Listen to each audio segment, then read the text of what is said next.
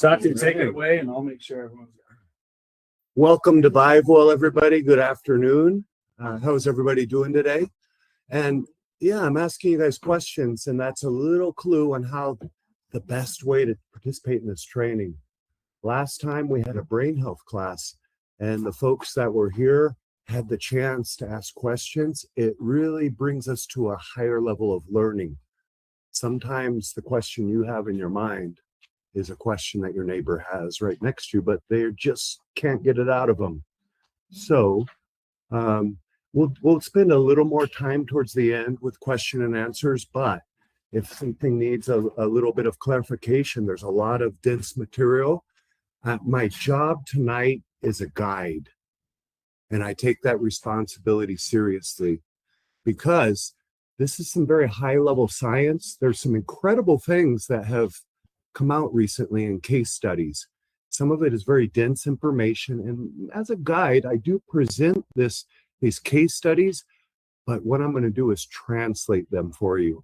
So don't necessarily feel the need to read line by line. You could, of course, if that's interesting to you, but I hope to create a connection there. And so let's get started. My name is Satya Williams, and a little bit about my background. I graduated from the University of Northern Colorado, been in Denver most of my life, originally from North Carolina, and parents brought me out here when I was fairly young in elementary school still. And so after graduating from the University of Northern Colorado with a degree in nutrition science and dietetics, I started at Denver Health. I began working with the pediatric department and also with the neurology department. Dr. Edward Ma was my fellow provider. We treated folks with brain disorders, epilepsy. It's amazing what you can do with diet, and we talked about it in that last class. But to me, this is even more amazing what we're going to go into today. But as you can see from my background, my training as a dietitian didn't stop there. I love the clinical safety and knowledge that is gained through clinical registered dietetics training. But functional medicine has given me quite a bit more because there's a lot of chronic disease out in our society today, isn't there? That, in fact, that's what most people, it's degenerating their quality of life. And although there are medications, there are solutions in functional nutritional medicine for these chronic diseases. So I spent 15 years with the Agency on Aging in Boulder County, Longmont, Boulder, that neck of the woods up north there. And it was incredible because after becoming board certified in integrative and functional nutrition, I was able to apply it for 15 years with folks that were approaching the third season of life or were in the third season of life. Please come on in. And so a lot of folks that in approaching the third season, I'm using a strange term there. I got that from the Hispanics that I work with up there. They call it the third age or the third season of life as you're approaching 60 and beyond. And I really liked it because fall is a beautiful time. The colors are nicest. And if you make the changes for the third season, and even before you get to the third season, you will have enjoyment of your quality of life and your longevity. So integrative and functional medicine has given quite a bit in helping with therapeutics.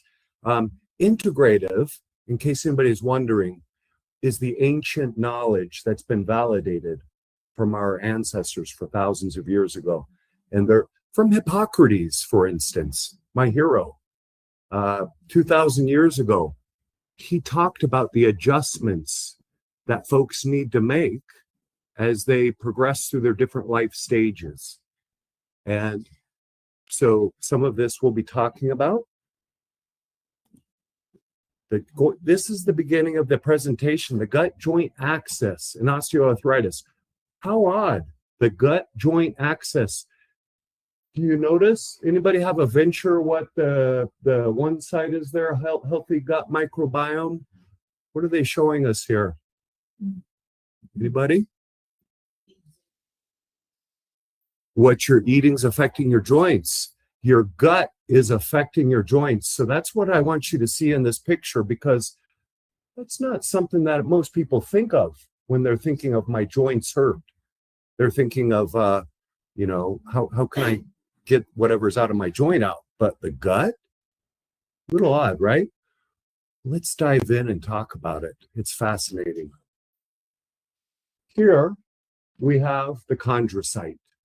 Chondrocyte is an incredible cell in your joints. He's responsible not only for making cartilage, but also maintaining it. He's a hard worker. I'd like you to think of the joints as the deepest parts of your body, the dungeon.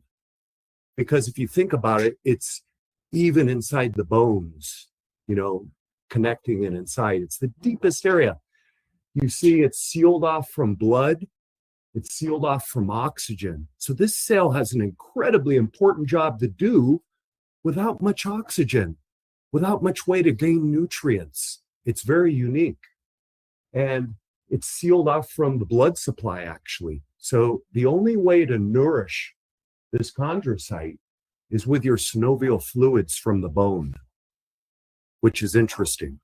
And we're going to talk about that, but look at the few things that are noteworthy here. Self-renovating. He removes the old, repairs. Amazing. He tidies things up when they need it, replaces them with the correct cells. Even more incredibly, he senses, or she, as it could be, senses the pressures in the cartilage matrix. So if you're running and you injure yourself, he's going to sense that immediately, or she. Cartilage caretaker, always repairing.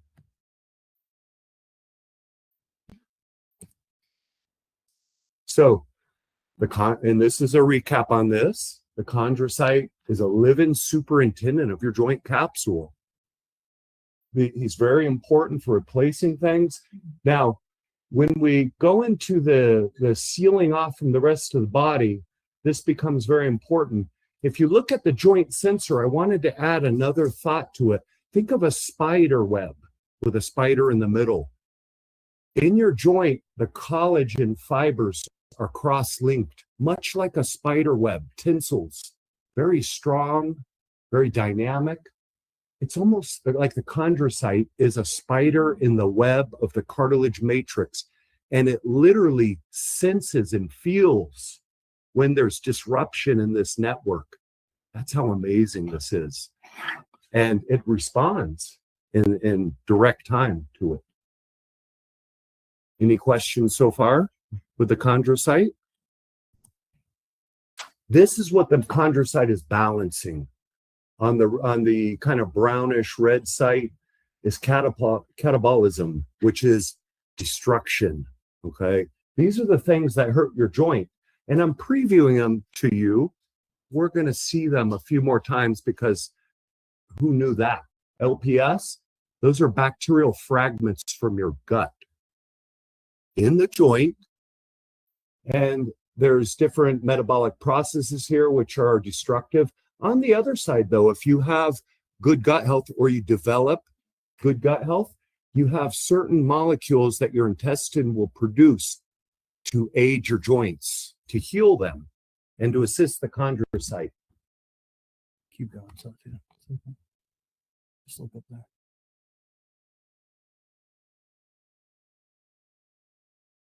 Just got a message that the audio was a little rough on the video.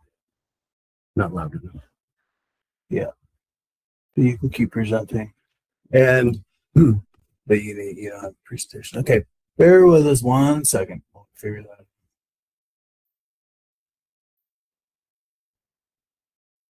out. Okay. I think we're okay because I see. And so the synovial fluid that we're talking about, it literally comes down from the bone where the bone connects to the joint. So that's how it's nourished. The lymphatic system plays in with this synovial fluid, which is not the bloodstream. That's the alternative pathway for moving things through the body. And now let's look at what we're talking about here today. Osteoarthritis, fancy name for arthritis. But we have two other varieties that we're showing here, rheumatoid arthritis and the difficult one there, spondyloarthritis. I will bring to your attention that there's a little bit of a difference between the rheumatoid and the spondyloarthritis. They're more implicated with the body attacking itself. We call it autoimmune disease.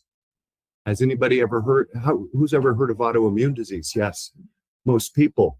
The body attacking. Why does it do that?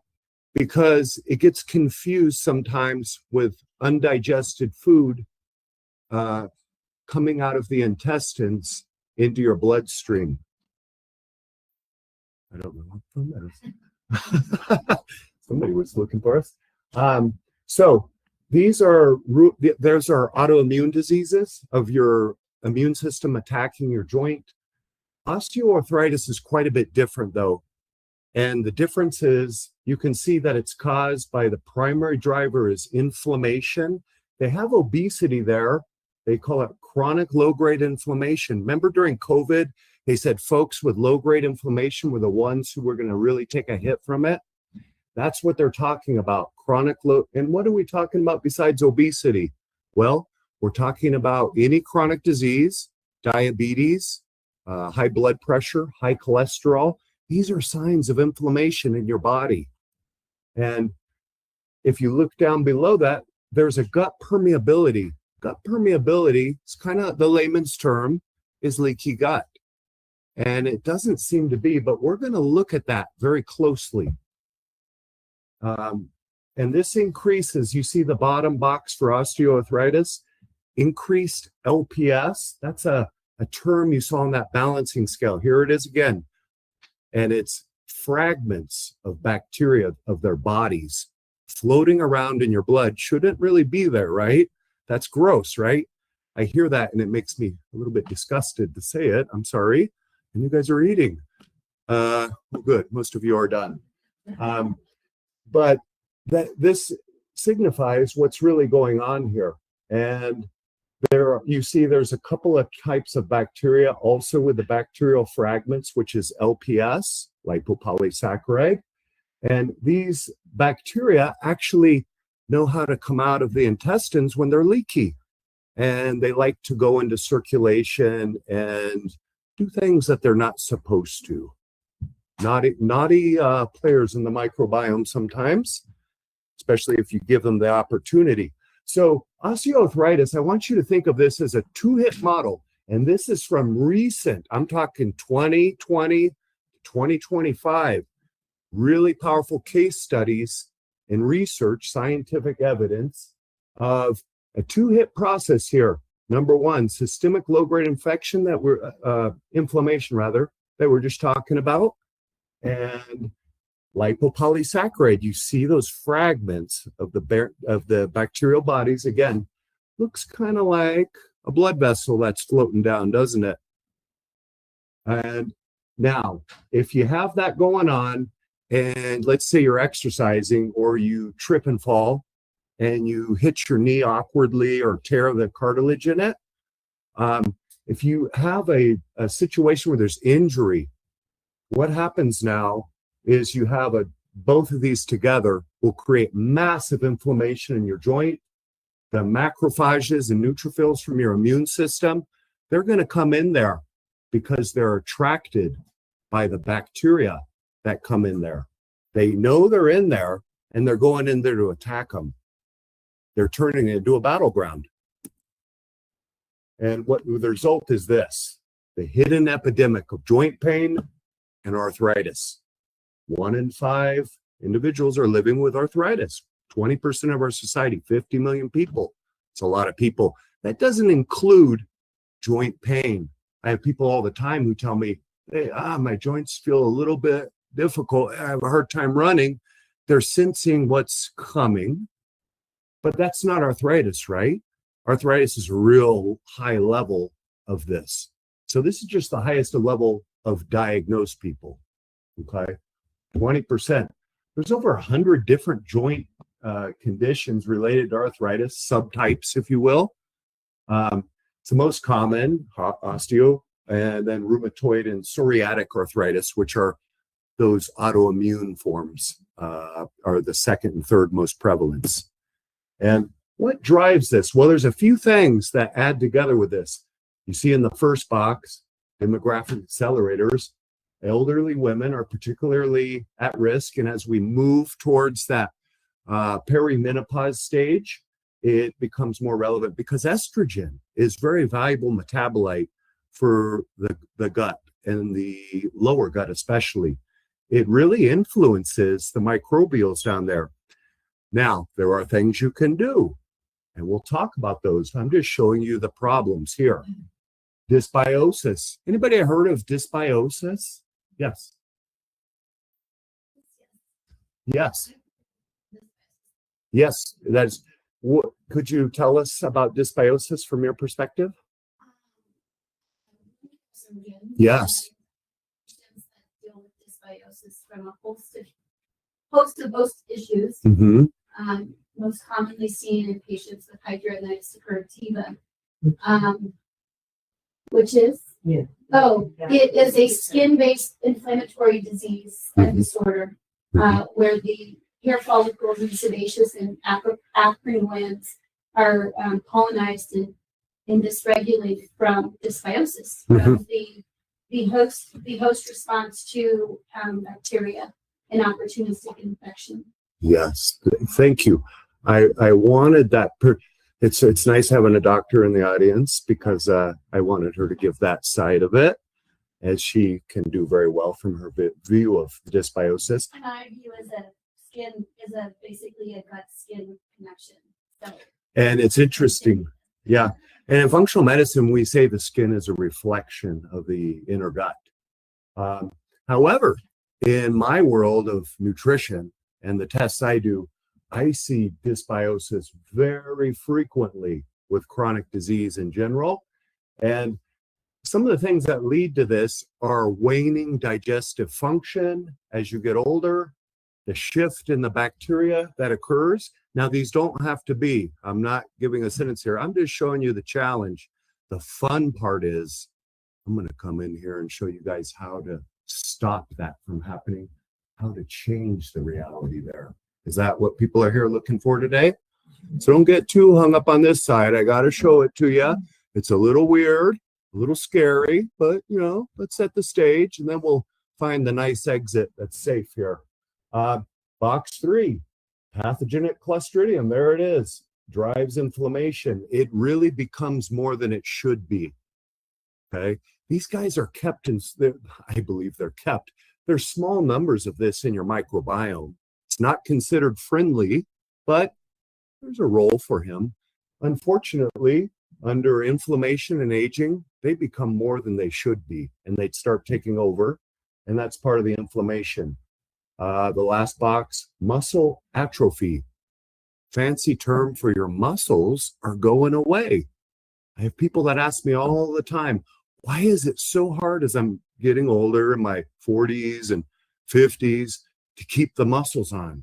Well, as we're going to find out presently, it has a lot to do with the gut muscle axis, we call it. The gut affects the muscle and it affects the joint. So where do we come out of this? Inflammatory conditions, aging, and metabolic stress from the digestive system. About half, 52 to 62% of adults over 65 with chronic conditions. And we list some of them there. There's more: diabetes, heart disease, these forms of chronic disease. More than half are afflicted with arthritis when they have this. And I want you to know inflammation, again, a common denominator. A slow waning, this is very important, a slow waning of digestive functioning. The digestion slows the closer we're getting to the third season in life. We have to adjust our diet. Sometimes we need support. There's a lot of support we can that can be given. Hippocrates was famous for developing certain elixirs, I'll call them tonics, that supported digestive function in older people who don't have the stomach acid to sometimes do what they need to, but it can be brought about. So it doesn't have to be. Here it is. See, the ratio of the Clostridium normally in a young person is pretty low. Now, guess what that weird looking fecal bacterium guy is? We want that guy. He eats fiber. And eating that fiber, he helps make a protective layer in your gut that prevents the stomach contents from leaking out. You can see as somebody ages, 50, even more accelerating after 50. But look, you can see it starting already. You know, the clock's ticking, and the ratio starts changing. When the ratio changes, it just makes incredible inflammation in the gut. They're not good players, the guys who increase. And you can see in the last box there, the elderly female is even more in the risk zone related to what we were talking about, and that is the effects of their hormones on their gut health, and how that also affects their secondary bile acids, quite frankly. So aging shifts the microbiome, and as Hippocrates said, all disease begins in the gut. Learn the changes of the season of life that you're in to improve your digestion and your health. Here's how the gut reaches the joint. You see the first stage of the bridge? This is if you have a balanced gut with healthy metabolites, healthy players in it. Your gut will produce healing metabolites for your joints and other areas of your body. It makes short-chain fatty acids, bile acids, secondary bile acids are conjugated and brought to the tissue to relieve inflammation. Tryptophan. Anybody ever heard of tryptophan? What do we hear about tryptophan? Yeah, you hear about, you must eat a lot of turkey. It has a lot of tryptophan, right? Remember that one? Was that just my family? It was all you too? Yeah. Well, tryptophan is an amazing molecule. Your body likes to cleave it off. Your microbiome, if you have the right players, it's incredible. They will conjugate that amino acid and turn it into a neurotransmitter. Wow. And it will actually support, you ever heard of serotonin? Well, who doesn't want more serotonin in their life? I guess we better eat some more turkey, huh? Well, not necessarily. There's other ways. And these go to the joint as well. Tryptophan metabolites reduce inflammation in your joint. It's pretty neat. Now, the other ones are the bad ways that the gut affects. And you see it has a bridge going right into the joint capsule. Macrophages and the immune system. When they start seeing leaky things leaking out, they kind of get a little bit OCD, a little bit over-focused. That's how I like to think of it anyway. They're probably just really focused on the danger of it. The gut permeability there, we call it intestinal permeability. That's leaky gut. That leads to all this stuff floating out in. And there's the microbiota translocation. Translocation, fancy term for moving out of the gut into the joint in this case.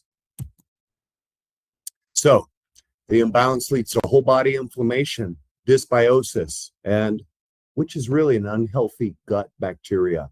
That's what dysbiosis is. When you're not digesting something right, I want you to think of it this way. If you are a little bit short on stomach acid and you're eating protein and you're not digesting it right, well, it's going below, and there are opportunistic bacteria down there who will eat it. And that's how you literally change the microbiome below as you have these things occur in your life. And it doesn't have to be, and we're almost there, but I got to tell you a couple more things. It becomes a worsening cycle if you do nothing. Over a lifetime, it increases the risk for autoimmune conditions, the bacteria coming out associated with food, and your body is made of proteins, your body gets really confused after a while and sometimes begins attacking if this goes on for a long time. It gets confused. Oh, the thyroid. Anybody ever heard of Hashimoto's? Yeah, autoantibody setup. Looks a little bit like what they were pursuing coming out of the gut, enough that they began doing that for that, which is not good.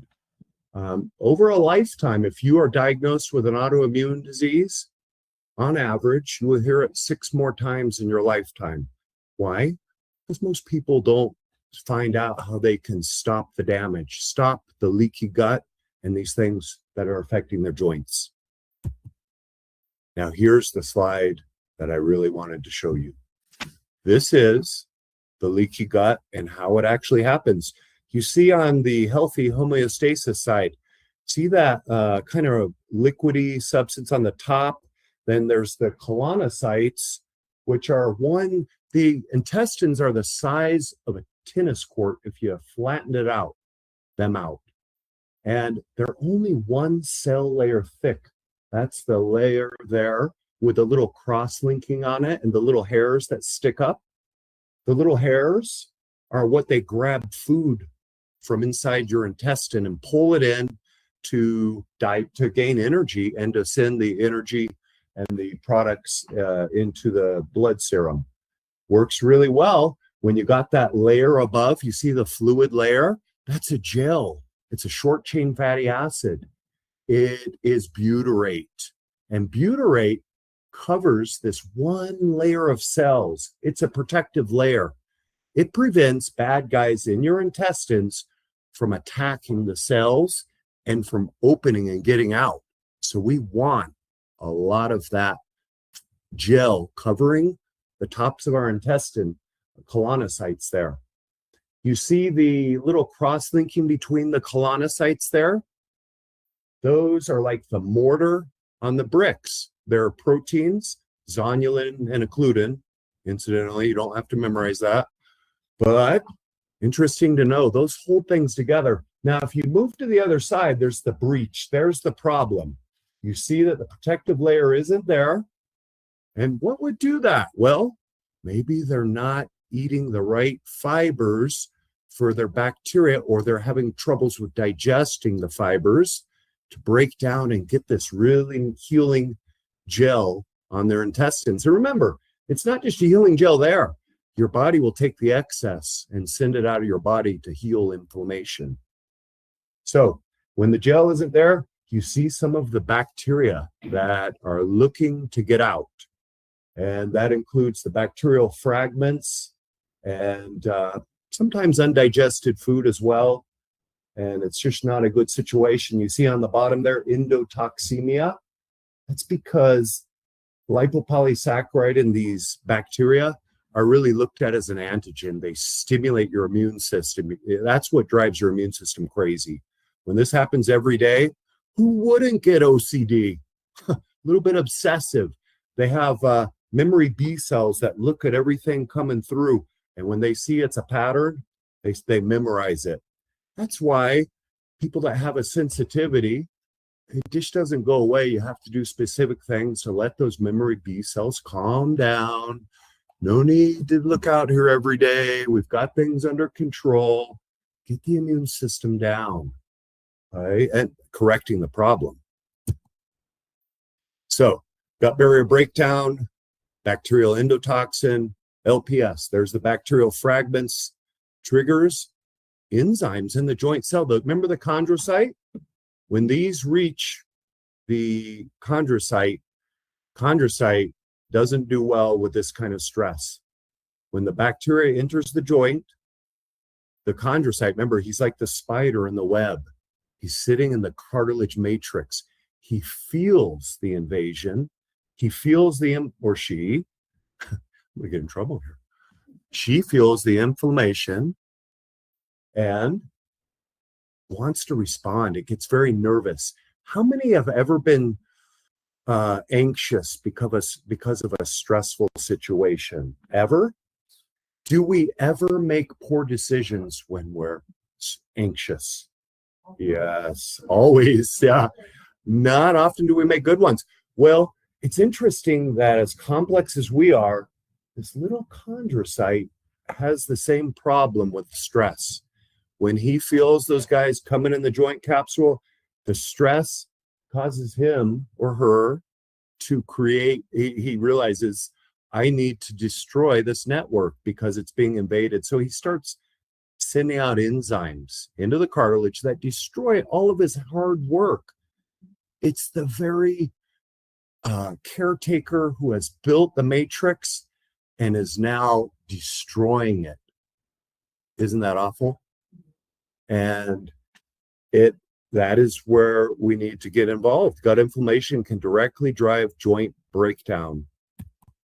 There it is, little picture. Just wanted to show you. There it is, going right into there. I like this picture better because this shows you a lymphatic transport there. We see the blood circulation from the gut, but when blood goes to the joint, it's kind of sealed off. Remember, the blood doesn't enter the joint, only the fluid does, synovial fluid. So when the blood carries that stuff to the joint capsule, the only way that they can cause problems is on the outside of the joint, which can still be a problem if it's happening all the time. But see the green channel there? That's a lymphatic transport vessel. We call it the thoracic duct, and it comes from the gut. It's not part of your veins and your blood vessels. Have people heard of the lymphatic system? Yes, it's very amazing system, but it can be hijacked for these guys that come out of the gut, and it leads right into the joint. They love going in there. Guess why they like going in the joint? Is it just accident? Well, it's the hidden dungeon. Number one, nobody's there yet, and the synovial fluid is a rich fluid full of nutrients. They love to eat it up. Poor chondrocyte, boy, not only is he stressed out, but he's starving down there now. That's not a very good situation for our friend in the joint. And it's a grave situation because if this continues, losing movement is not going to be good for health for many reasons. Now, if your body's hurting, don't pay attention to the pain or healing. Just cover it up. Put a Band-Aid on it. Just take this take 2 of these and do what you do. Continue doing what you do. I almost feel like I hear that message. It's probably just me dealing with all this stuff. But I think others also have that feeling too. And I pulled these off Dr. Ben Bush's slide to show you why the common therapies for joints are really driving the destruction even more. And I'm going to show you this briefly, and I'll translate them. So don't feel the need if you don't want to, but please do if you would like. And why briefly? I just want to show you why that's not the path. I don't want people to become anxious because I want to move into how we're going to help you. And if you're using some of these pain relievers and that's helping you to work, I don't want you to freak out. We just need to plan a change that can help regenerate instead of just covering it and letting it worsen. Because what happens when it continues to worsen again and again? If we just cover it up, one of these days we're surprised and suddenly the doc looks at us and goes, you're bone on bone. Guess what time it is? Yeah. And so basically NSAIDs, we all know what those are, non-steroidal anti-inflammatory. These do cover the pain, perhaps, but they drive the degeneration. And here, this is another slide of the same, telling it a little bit differently. And it just increases the likelihood and the speed at which you're going to need some of those surgical remedies if things continue. What about, well, one more. It also affects bones. Bones don't heal. Long bones, spine fractures, when you're overdoing these NSAIDs, well, not overdoing, but when you're using them regularly, let's say consistently every day, I know people who do that. You do drive troubles in bone healing as well as joint healing. And it's more than that. In the world of the gut, which I see a lot, it actually creates problems in the gut too. So it's really all the way across. It can really not be a good situation over time. Now, what about corticosteroids? We've heard of that being used, right? Well, sustained benefit often by 26 weeks. No robust functional improvements. The risk-benefit ratio for routine steroid injections is not great. And here it is again. And basically, again, they accelerate structural deterioration and time to arthroplasty, which is the surgical intervention that is coming when they see that it's bone on bone. I have a picture that we're going to look at of what that process looks like. I know. Just want you to see, power, knowledge is power. Well, there it is. One of them anyway. And cartilage doesn't show up on these images, right? It's the bone. So that space, early arthritis, you see there's a little separation of the knee there, right? Cartilage is still in there. It's not as wide as it should be. In a young or a healthy joint, you would see a little more lift between those bones, a little more space. But it's early arthritis, grade 1, then grade 2. The space is narrowing. Look all the way to grade 4, 3 and 4. That's what the doctor's saying when he says, oh, it's bone on bone, time for surgery. But believe me, you feel it by then without that cartilage pad in there. You're maybe even hoping the doc will see it because, it's not very nice, that type of pain. And now let's move into solutions. Who's ready to hear? Who's had enough of the bad news?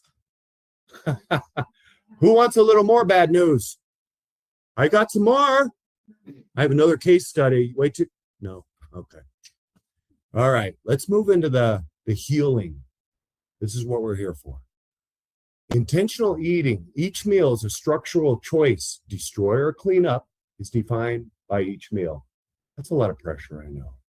But once you change your habits, they are actually easy to move into because you feel better. You feel better. You can't stop aging, but you can heal and balance your gut. It doesn't have to be a sentence that you're aging. Hippocrates, again, I bring him up. 2,000 years ago, my goodness, and I'm still learning from him. I've got 2 of his books in my backpack.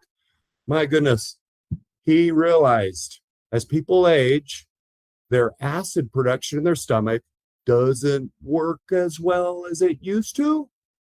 Has anybody ever felt that before? Mm-hmm. Yeah. Guess what else? Not just aging, by the way, stress. Sometimes if you're stressed, you could be young, 30s. If you're stressed, you're not digesting your food. You're not. It takes calmness. Rest and digest, we call it. I heard her saying that, the doctor, is that what you were saying? Yes, the vagus nerve is amazing. It is amazing. Your vagus nerve connects your brain. Some of you were in the brain health class. You remember that? The vagus nerve connects your brain to your gut and nervates all the organs as it goes down.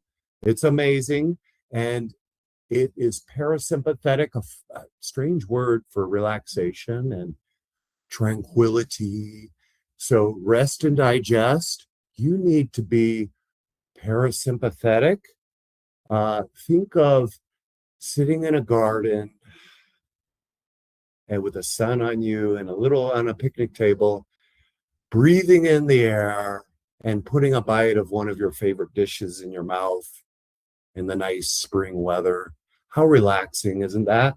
Well, if you're in that mode, you're apt to digest much better. How many of you have ever eaten in the car or in front of a computer?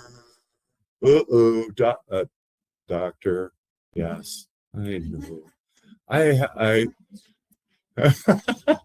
I used to think It's funny. I used to think that's for other people. I love what I'm doing. When I'm on this computer, I'm working. I'm solving problems. And then I felt as I was eating, doing that, I was creating a problem. Suddenly, I had something sitting in my stomach that shouldn't have been there 2 hours later. And I've got great digestion, but not when I'm working. Work is good stress, right? But let's call it what it is. It's stress. So you need to change that dynamic. I teach people breathing exercises to calm down the cortisol, get out of work mode, and think of it this way, because this will stick with you. If you had 20 drops of acid, the parietal cells in your stomach are going to give you to digest a piece of fish protein on your plate. And let's say you're older or you're stressed or you have a condition and you can only produce 3 drops of stomach acid. Well, we need to relax. Maybe we can get that up to 7 drops. And I'm giving you just example numbers, drops of acid, right? But it's an example. When you calm yourself, and how do you do that? Well, if we have time, I'm going to show you a breathing exercise. And the feeling of gratitude is also a great way to calm your stress. You cannot feel true gratitude and anxiety at the same time. It's interesting. Try it. It's I tried to break that, but it just didn't work for me. So medical nutrition therapy. I'm the guide.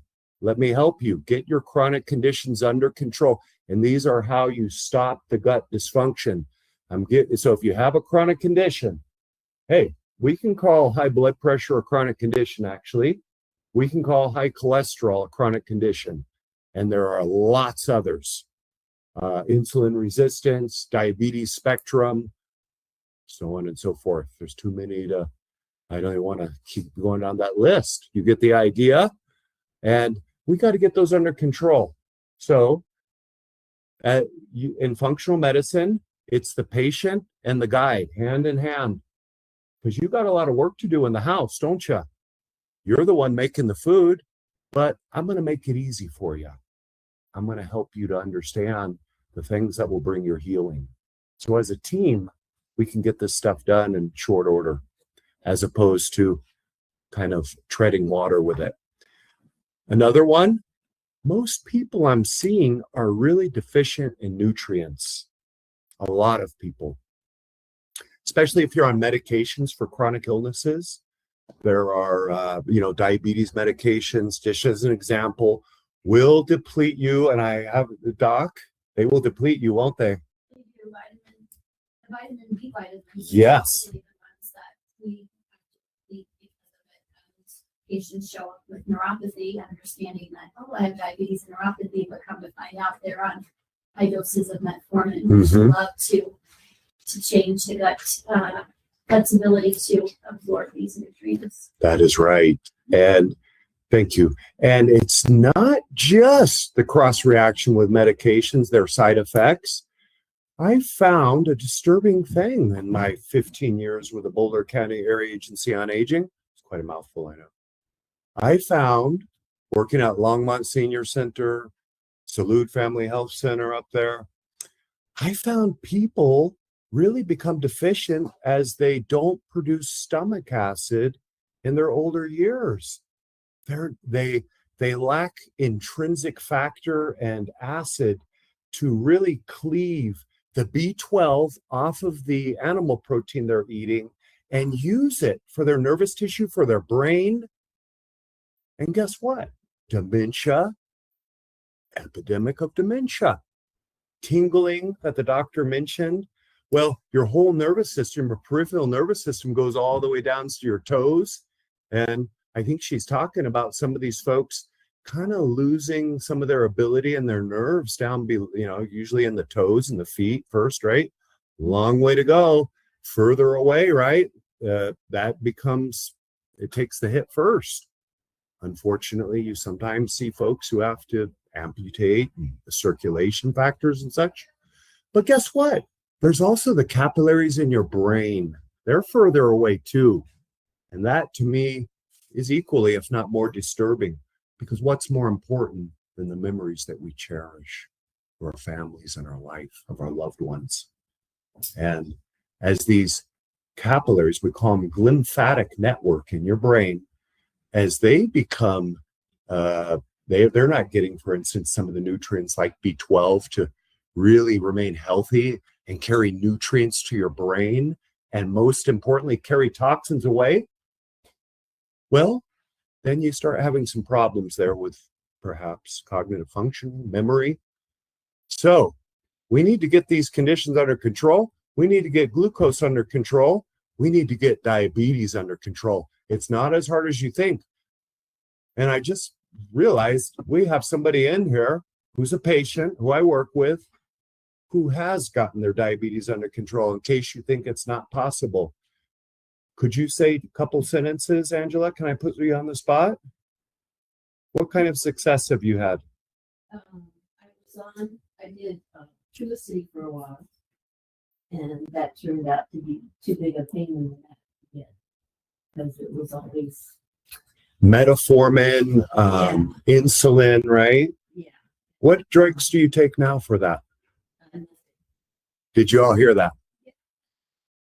And Angela and her good husband, who I imagine is seeing some of the effects in the kitchen there. Yeah. Yeah.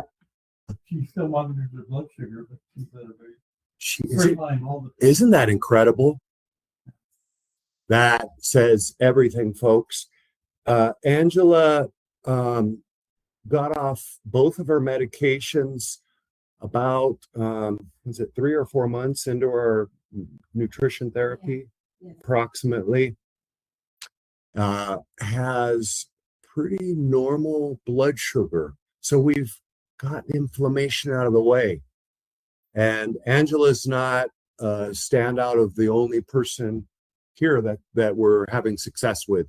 Cholesterol, bring it over. Let's look at it. Let's deal with it. Let's get it out of there. Let's put a bow on it and put it away.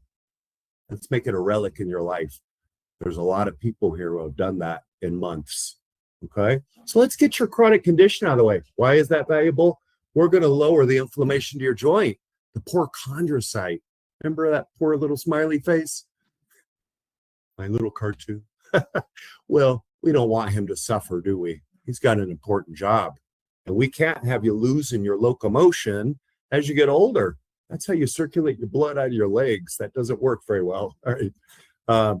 So let's get your nutrients up. Let's get your B vitamins up. Let's get you vibrant with the right nutrients in your life. Let's support your joints, your gut health. Exercise, by the way, and it doesn't have to be running a 5K. Everybody thinks, oh, I don't do exercise because I can't anymore. I can't run 5Ks. Oh, that's not what we're talking about here. Hippocrates said walking is one of the best exercises ever. He said, if you could just walk every day, even in your third season of life, boy, you're going to keep your blood moving. You're going to keep your metabolism going. You're going to keep life and quality of life going for as long as it's designed to be. By the way, I skipped over a slide. I have to say it. Guess how long your joints were meant to last? The half-life, we call it. Anybody? Did you see that? She was paying close attention. I wasn't getting that one by, was it? And it actually said 100 to 117 years is the half-life. Half-life, which means, doctor, is that the full life? No. Means if you get to 100, let's say the 117, back in the biblical times, or maybe we're designed to live that long. Interesting. But let's say you lived 117, and now it will start slowly degrading. Oh, 150 years, now you're getting a little pain. Darn it. But we know how to help that too. Somebody wants to try. No? So here's the clinical application. Probiotic reprogramming. This is very powerful. I've heard of probiotics. Well, let's do it with intention, because case studies show us things. And let's do it with more than one. And let's not just use supplements. Food is medicine. There are functional fermented foods. I'm going to help you build them into your diet. We're going to make sure you tolerate them well. And if not, we're going to find out how. Prebiotics. This is a special kind of fiber, very unique. And then, of course, is exercise. And gut health and diet. Here's what we need to do. Let's get probiotics in there. They're shown to decrease joint pain significantly, less inflammation, inflammatory markers. There's a combo effect that we're really looking for here. I would like to build in food-based probiotics because they're even more powerful for certain things like healing the gut. And the strains that they provide, it's pretty incredible to me. Oh, well, supplements are so much better. Not necessarily. I like to use them both. I like to, they've been using food-based supplements for thousands of years. It became part of our ethnic culture. It's so important. So we're going to use both. Advanced glycation in products. Reduce them. What the heck is that? These are poisons, folks. And I'm going to give you a little clinical. If you were looking to come down and get something here today that you can bring back home today, bring into your kitchen, here's one thing. Advanced glycation in products. These are basically, we know them from cooking. I think they call it the Maillard reaction. Oh, it sounds very French. Well, kind of. It's kind of how you make a crusted sugar connection to protein. Like on maybe like I don't even have an example, but let me put it in better words here. In your body, this happens between proteins and sugars. If you have a diabetes condition, it's happening in your body. The sugar cross-links with the proteins, and it does incredible damage to your body, incredible inflammation to your body. It's the ways that we cook foods. And processed foods, we've heard processed meats. Haven't we heard that recently? Those are like on the radar, right? Don't eat why do they say that? Processed meats? What's these advanced glycation in products? Because they overheat them. They sit too long. Oh, they won't spoil. Well, they sure got a lot of this poison in them. 2,000 years ago, Hippocrates spoke of ways to reduce these. He didn't know what they were. He just knew people that cooked things too excessively started to suffer more. People who cooked their foods on direct heat and browned it started to suffer more. Hippocrates noted that. And he said, hey, especially when you get older, you got to cook your food differently. I say nowadays, because these are everywhere, advanced glycation in products, they're accumulating even in young people. And guess where they accumulate the most? In the dungeons of your body, which I just liken to the joint, because there's no blood flow in and out of there. Anything that goes in there, it's sitting in there. It's staying in there. Okay, that's part of the destruction of the joint as well. We can end this. Frying, direct heat, low and slow. I want you to remember that. Take a little longer to cook those eggs. Do something while you're doing it. Talk to somebody. Make it a social event, family event. Maybe you're doing some deep breathing, getting ready to eat on the side and feeling gratitude. Okay? Low and slow. Don't let those advanced glycation products build up in there. It's not what your body wants. By the way, I relate them to the joint. These destroy the gut. Remember the gut barrier? These are part of it. They free radicals actually destroy the gut wall and lead to part of that intestinal permeability. So low and slow. What about other ways? Direct heat. Direct heat is frying, by the way. You're touching the heat source, just like grilling. Hey, we got summer coming up. Are you telling me I can't? No, I'm not. But I want you to do something protective and flavorful if you're not already. The fix for the direct heat, marinade. Marinade your meat, not just for taste, although who doesn't like a flavorful marinade, right? Now, there's a rule with it. What in the marinade is going to help prevent it? Acids. We're talking lemon or vinegar. Well, those make some pretty good marinades, don't they? They help the savory, the spices penetrate into the meat, don't they? Well, fascinating. They also prevent the buildup of advanced glycation end products. A simple trick. Make your grilling flavorful. Protect yourself while you're at it. Don't ever do it without that, folks. I don't want to see you suffering, and I don't want you suffering, okay? What else can you do? Well, don't be the one who's, and I say this with respect. Everyone has habits that they've built up. Some people really like to char their meat, brown it, blacken it, get the grill marks on it. Well, sometimes adaptation is necessary. If you knew what that was putting in your body, you might stop, or you might make sure you marinate it really well at least. Okay? So, protect your meats. Boiling, by the way, is a lot safer. That's why they say, anybody ever heard boiled eggs are better than frying eggs? Well, that's why.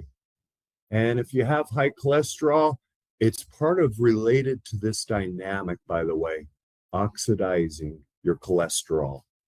Okay? You can stop that with just this one habit. Let's do it. So not only that, but baking, air heating. Wow, we have another option. See, it's not the end of the world here. We got other things we can do here. Let's just adjust. Fibers, soluble and insoluble. Let's expand the microbiome.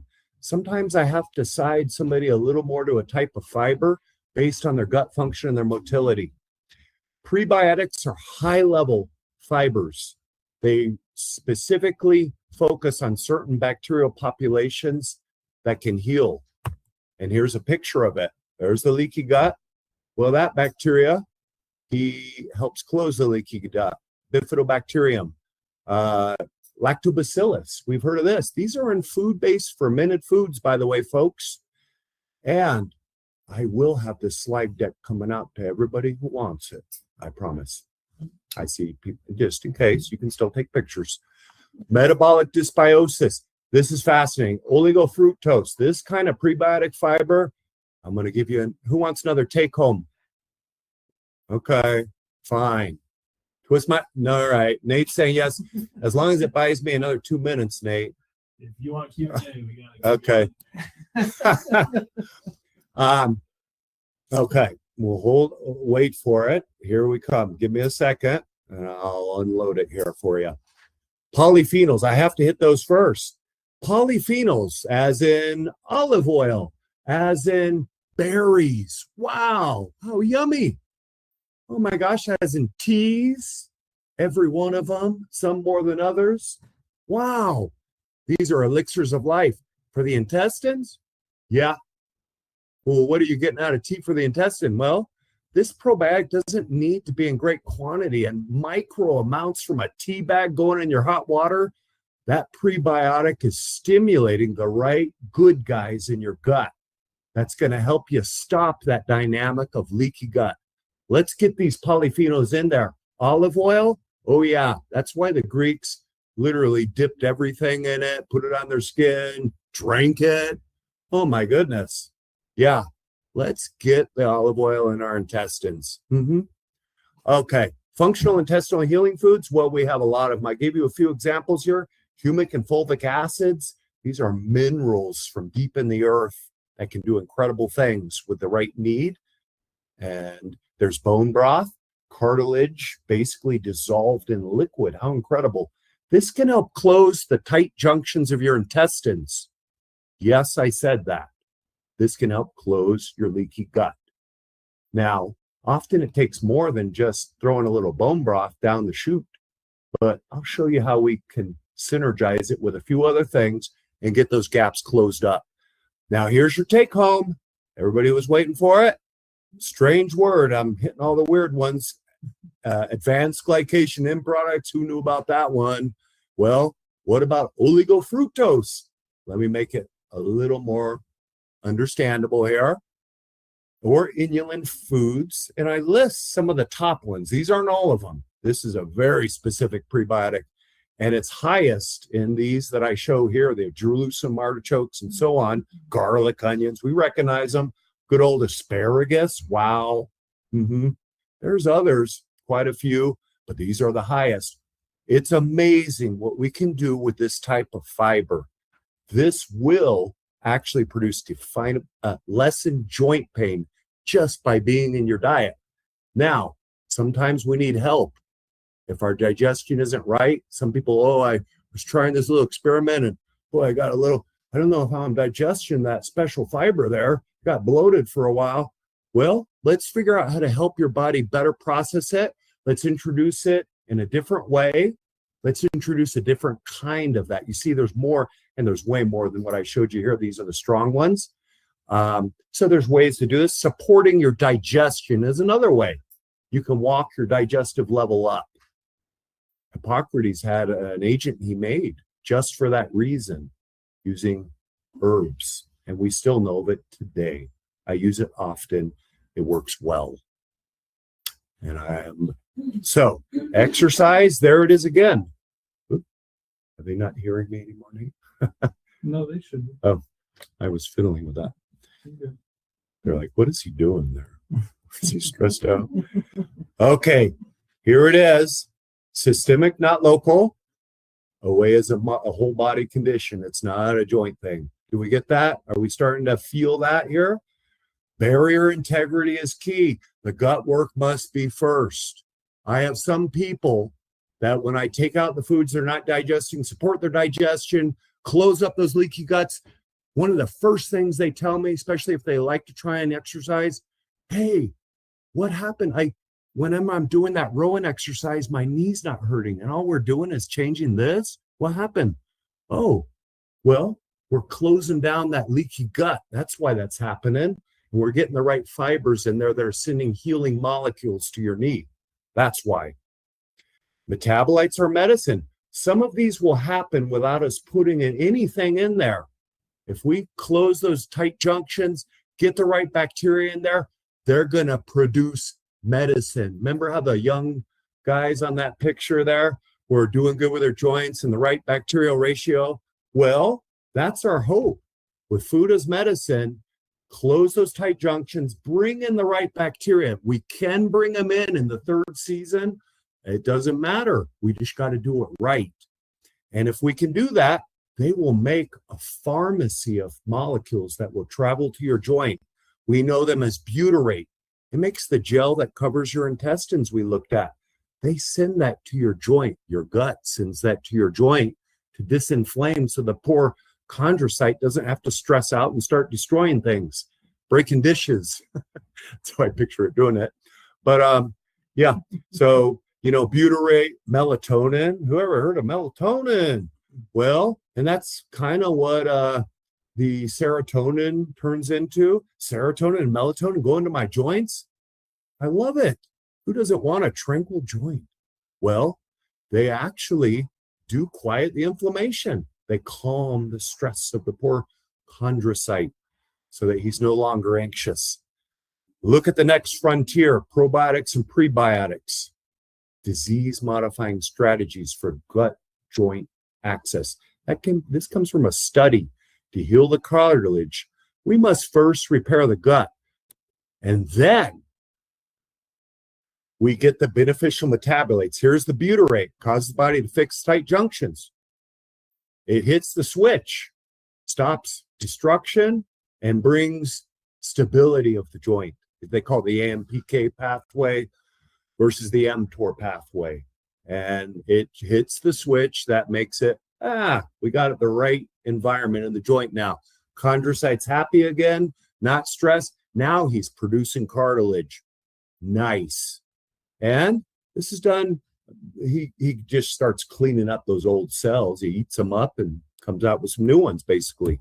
So secondary bile, remember we talked about how your gallbladder, it has bile, it helps you digest fats, but your microbiome, if you have these good players in there, they'll turn it into a healing elixir for your body. It's called secondary bile acids.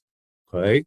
And I like to help people with this while we're building it, because you can imagine as we're building the gut and the bacteria and they start producing more and more secondary bile acids, sometimes we want a little head start, right?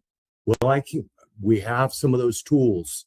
In functional medicine, we know of some great supportive supplements for this, and we have an amazing one, TUDCA, that I use. And it not only helps bile, but it also helps the joints and the brain for the same reasons we're talking about. It's an anti-inflammatory powerhouse, secondary bile acids. They support mitochondria. That's the powerhouse of every cell. That's how they produce energy. Your heart beating, your brain using it, mitochondria. This supports energy. Anybody ever feel like they need a little more energy? Well, we've got the fix. Let's fix the gut for that too, so we get the bile acids, the secondaries flowing. They can make your mitochondria more efficient. And insulin sensitivity, that's probably one of the reasons Angela got off her meds. We were working on the gut from the beginning. So it wasn't just what we did, it's what we helped her gut do. Regulates muscle metabolism. Anybody want to keep those muscles on? Yeah, they call it sarcopenia in older age, losing muscle, and it happens from inflammation. It doesn't have to be that way, folks. You can keep it. Let's get that bile acid coming in there and keeping those muscles around for you. It's quality of life. In a balanced microbiome, bile acids are transformed into secondaries. And, these are the things we already covered. Here's the recap. On the one side is the unhealthy, leaky gut. You see all those words that we've now kind of learned, right? They're starting to be familiar. You're like, oh my gosh, how do I know that now? Bacterial fragments, chondrocyte, he's stressed, catabolic enzymes. Yeah, that's the destruction. We're going to move you to the green side. See the tryptophan, secondary bile acids. Now we get the inflammation out. Now we protect the chondrocytes.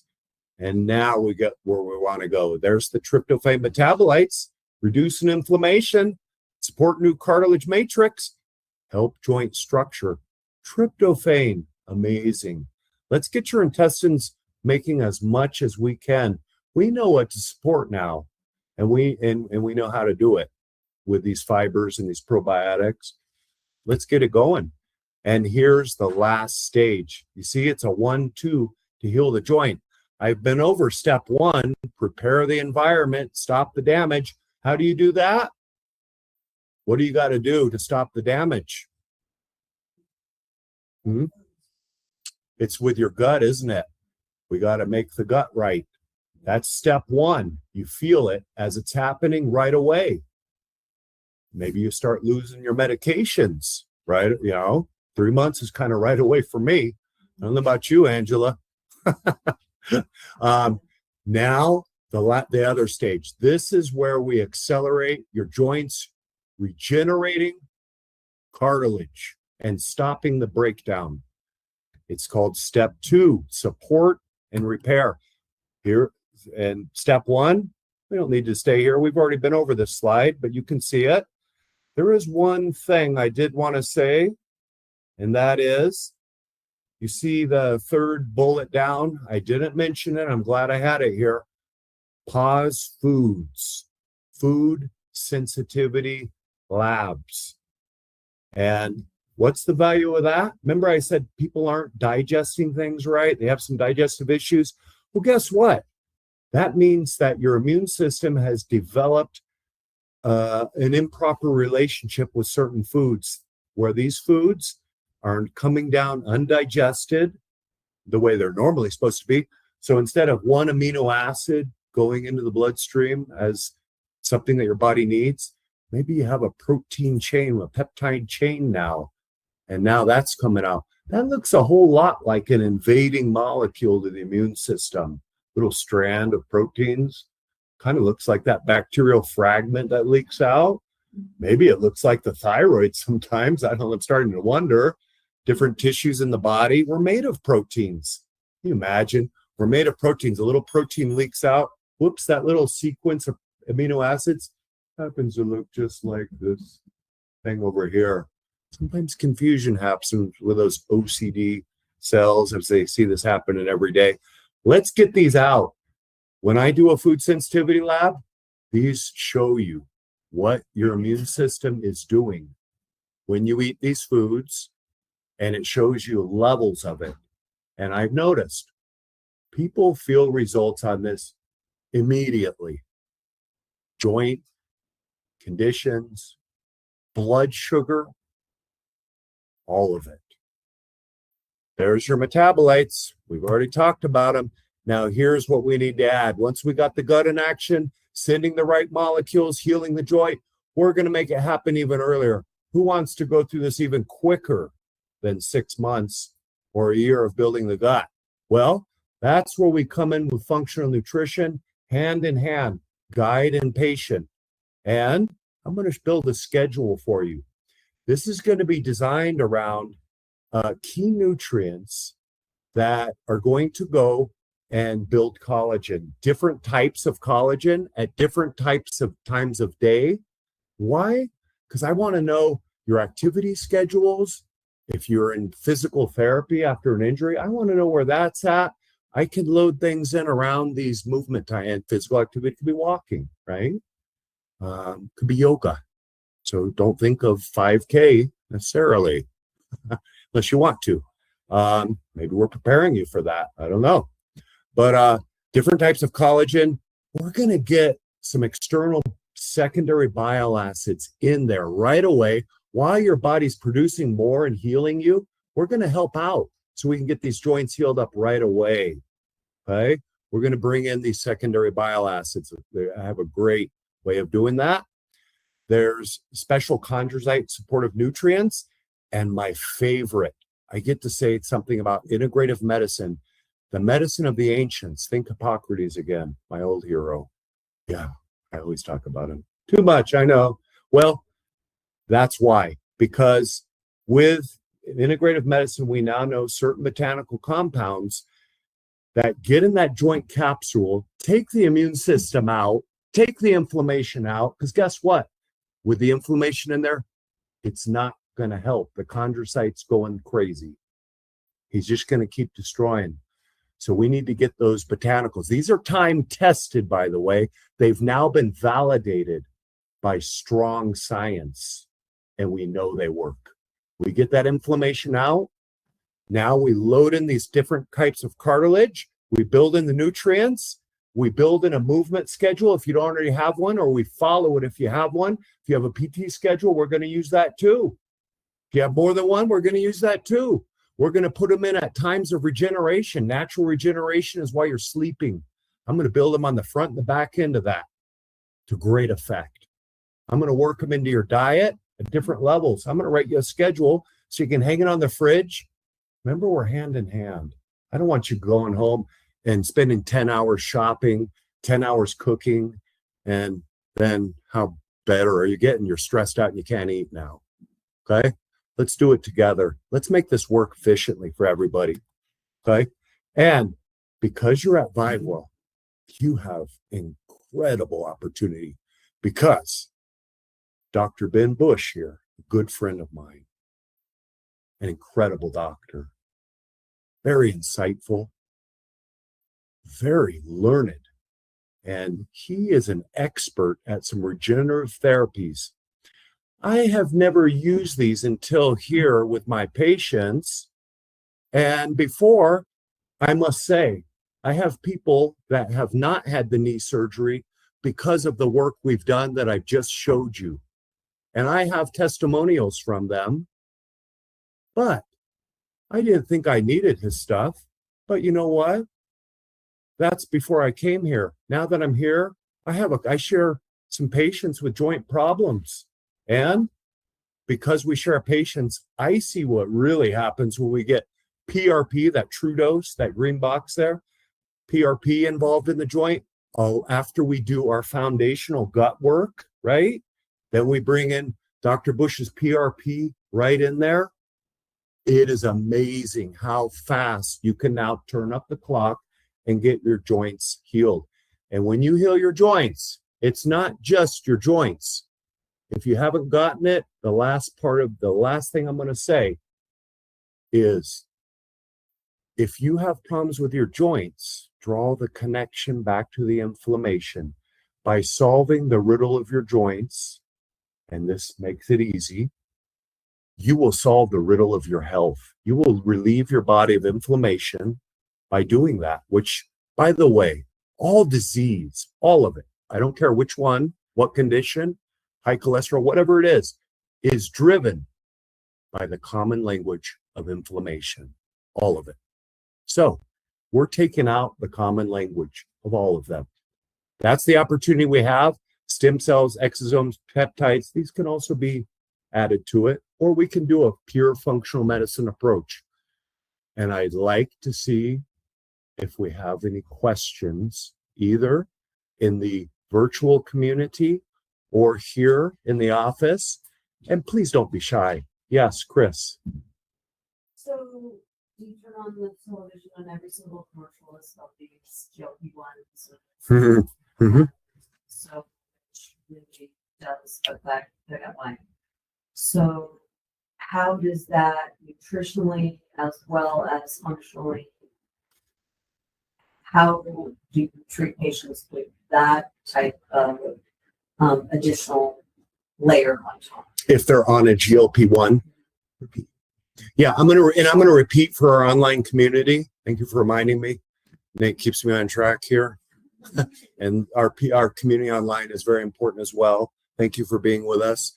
She was asking, as a nutrition provider, if I have a patient who's using GLP-1 medications, which they're used for weight loss or control of glycemic index sometimes, or both.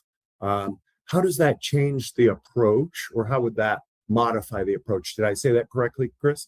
Okay. And I do know about that. And I'm going to start off by saying this, and it's a great question. And I'll start off with this because it's right to the core. Did you know that some of these secondary bile acids are also known as GLPs? Yes. Well, guess what? If you aren't on a GLP-1 right now, we're going to put you on a natural one as we build your gut health. I want you to know that first, because your secondary bile acids, when we build your capacity through the microbiome, building that in the right way, changing it to have the good guys and not the bad ones, we're going to naturally produce this. How cool is that? Yes. Now, if you're getting a head start and already using that, here's what I know. I've worked with many patients on GLP-1s. And here's what I find. I find the weight loss can be great. I find that they can be game changers. But here's the problem that I find, which needs to be worked with. And this is a direct answer to her question.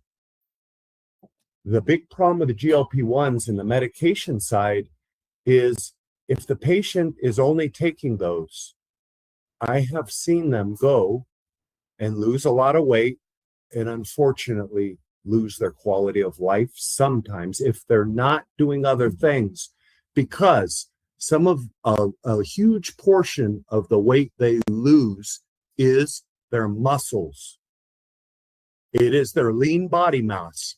And on the other side of that, there is an epidemic. Now, I'm not going to say GLP, I'm going to show you how you can use GLP-1s, but I have to say this, all the poor patients who aren't doing this, my heart goes out to them. If you know somebody like that, introduce me to them. I want to be there with that person. I don't care how, but I want to help them not lose their muscles on the other side. Oh, look, I came out of this. The doc stopped me. I've lost 80 pounds. They're happy for the first time in their life. And then their life, and this is a true story, can have suddenly many problems. Your lean body mass is an organ. It is the organ of longevity. When you lose lean body mass, you lose your quality of life. And it's real hard to get back often. It is very hard to get back. And sometimes in the third season, it may not be very possible depending on how much they've lost. Now, here's how I work with somebody on GLP-1. I start working with them immediately.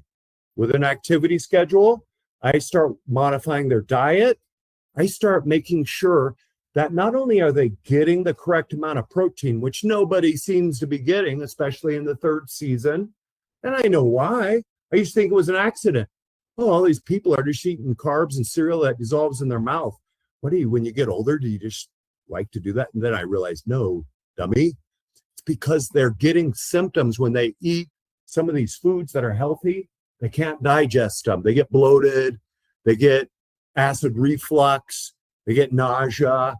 They get super constipated. The list goes on. And it relates to maldigestion, right? Which can be not a very good thing at all. It can be a very bad thing. But that's not the end of the story here. Remember, the guide and the patient. I put their hand in mine and I say, look, let's get your activity schedule lined up with the proteins right. I write them on a schedule. And along with that, I'm also going to make sure that they are not losing their body mass, because now I'm giving them things to enhance their digestion of protein. Maybe it's their fat that they're not dealing well with. That can be important too. I've noticed GLP-1s can give you troubles with bile sometimes and vomiting and things like that, but there are ways to correct that. So I want to work with those patients to help, because that's the muscle system directly relevant to everything we're discussing. Is that a bit of answer for you? So yes, there are things we can do. We can get them digesting, assimilating proteins. We can get the right amount in there. Nobody's getting the right amount. Protein is for your bones and your muscles, folks. It's not calcium, it's protein. That's what the calcium lodges onto, the protein matrix. That's number one. That's getting you what your body needs every day. Who's got something else for me? And we're not going to have a whole lot because it took so long. Yeah, that's a great question. Oxalates. Anybody ever heard of those? They're metabolites that are oxalates are metabolites in food. And thank you, Nate. Oxalate. The question is, what are oxalates in the food and how are they affecting health? Did I say that right? What causes oxalates? And what causes oxalate sensitivities and high oxalates? Okay, excellent. So oxalates are the problem, the issue. And I'm going to tell you this right from the beginning. Oxalates are in some of the healthiest foods if you're not reactive. I start off that way, not to make the person feel bad, but to show them there's a possibility here. Because after all, we're here to change the imbalance, right? Not accept it. And we know we can drive that. Oxalates are in many vegetables, many leafy greens, for instance, many things, some higher than others. In fact, there are oxalate diets, which are very hard to follow. They're in so many things. Now, the issue is, again, the microbiome, the bacteria in our guts. Remember how they change bile into secondary bile into medicine for us, for our joints, for our brain? Well, they do that with a lot of stuff. If you have the right players in the biome, there are certain ones that are really good at metabolizing oxalates and utilizing them and making sure that they are not agents of pain for a person that has a sensitivity, which is what they become. So we need to change the microbiome, similar to what we've been talking about. It means the populations that deal, and there's more than one, the populations of this that deal with oxalates in food need to be enhanced. We know how to do that with prebiotics and also the stimulation of different probiotics. We know that. It takes a little while because you need to help them grow. And while you're doing that, sometimes those clostridiums and some of those bad guys, they're in there hurting the good oxalate guys. So we're going to also wipe their population down. We're going to send in some policemen to put them in their jail cells, so to speak. I know I've got a colorful imagination, but it helps me to explain things sometimes and get to the therapy. Does that help out with the question? Yes. So we need to get to work on the gut health and creating an environment where we're not being hurt by foods. Sometimes vegetables have things in them because they don't want animals to eat them. They're just like anything, right? I'm not eating vegetables anymore. No, stop it. All right. Can we have another question? We're going to have to wrap it up really quick here, right, Renee? And let the folks on virtual know if they've asked questions. We will have you address them after the fact. Okay. Because we are far over time. Yes. Folks, this has been a complex training to get through. And I apologize if folks on the online community are asking questions that have not been responded to. Nate just said we're going to provide a follow-up on these questions. I'm going to answer every one of them. We're going to get them out to you. And if you're here in the office and going, hey, well, what about me? Can I hear these questions? Absolutely. I think Nate's telling us we can send it out afterwards too. Do we have one more question, Nate, or no? Yeah. What about kombucha? Is that considered the acidity part?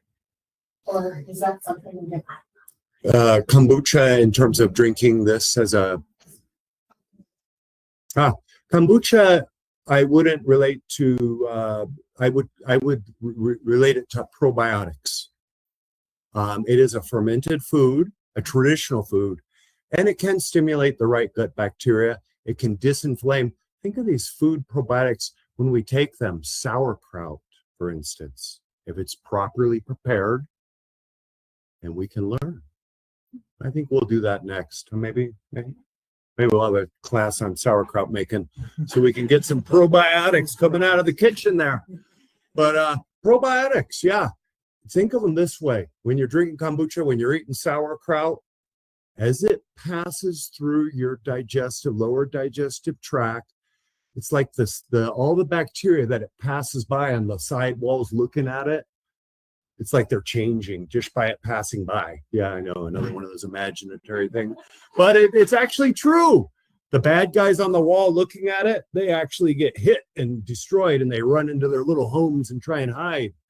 The good guys get supported. They get empowered. They grow. And now I can take back over this terrain every time you eat them. How many times do you want to eat them? How about 4 or 5? How about every time you eat? Now, with respect, some people, I eat them and there's a problem I notice. And I've noticed it too, and it can be.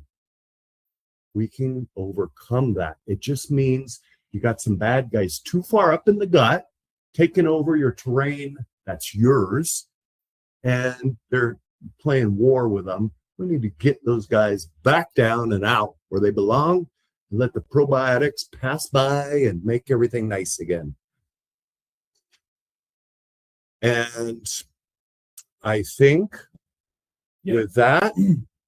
So what I'll say is, if there are more questions, we're going to send a follow-up email and communication with everyone, along with Sati's information. He'll be more than happy to answer any of that. Sati, this is fantastic. Thank you. Really, really grateful that you're here to share your knowledge on all of this. To those of you here, thank you for coming. Please eat more food. Feel free to mingle for a little while and hang out. And Sati will be here as well if you do have additional questions, but we do have to wrap up. Yes, we do. I just wanted to say 2 sentences maybe. If you'd like to get started with step 1, or you can get started with step 1 and 2 or 3 if you're looking to really get there quick. But I wanted to throw this out to you. There's a lot of information. I always feel it's key to connect the patient with the right understanding, because it's not just me. It's me and the patient that are going to go on this journey to health together.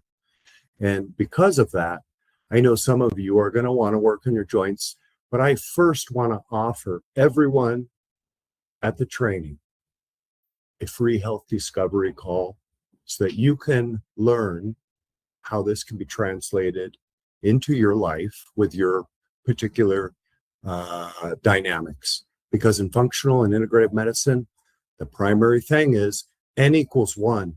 Every patient is different. And that's why we have such results, honestly, because if we honor that, we're going to get to the solution. Everyone gets a free health discovery call.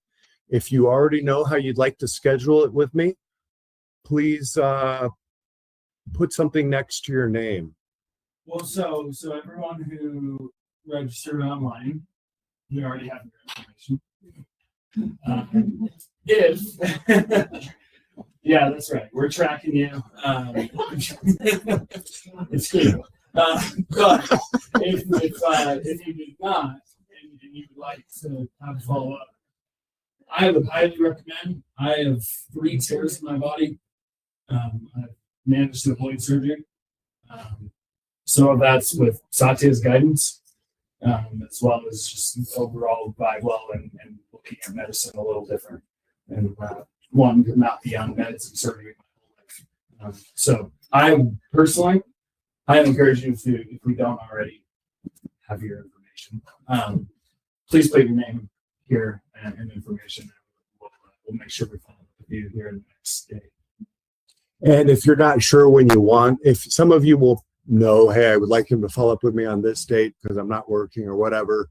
If you want, put that down and I will honor that, or I'll call you and go, hey, look, I got an appointment. Can I reschedule with you? But if you don't know, please know, I will call down this list and I will at least offer it to you directly. And you can let me know when I reach out to you on the phone when you would like to schedule a free health discovery.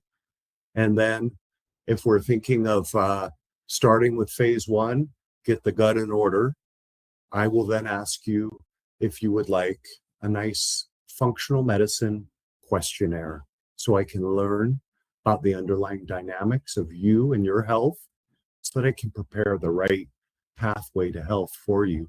I take it very seriously, and it's an honor. It's an honor to be here with all of you and sharing this important information. I get tingles up my back because I know that people have a chance here to do the things that they deserve. And there's a lot of value in every one of you in life. The young generation needs the wisdom in this room. And if you're suffering all the time, let's get that out of the way. Let's bring you the contribution to life that you deserve to make in the 3rd season. Or if you're going towards it, let's prepare the road so that you enter the 3rd season of life in flying colors. Thank you, everyone, for being here tonight and on the online community. And by the way, online community, you're not forgotten. Type in a message to Nate if you know of your health discovery needs, when it is. I will follow it. And if you don't, I will try and circle around to you as quickly as I can so that we can find out what would be best for you. Thank you, everybody, for being here tonight. And I look forward to helping and talking more with all of you. Have a good evening. Thank you.